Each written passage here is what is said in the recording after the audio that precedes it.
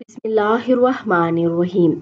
नबी अकरम सल्लल्लाहु अलैहि वआलैहि वसल्लम ने फरमाया कि जो चाहे वो तहज्जुद के वक़्त मांगे कि मेरा परवरदिगार बुलंद बरकत वाला है।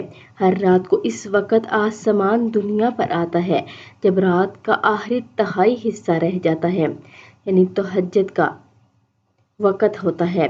वो कहता है कोई मुझसे दुआ करने वाला है कि मैं इसकी दुआ को कबूल करूं, कोई मुझसे मांगने वाला है कि मैं इसे दूं, कोई मुझसे बख्शिश तलब करने वाला है तो मैं इसको बख्श दूं।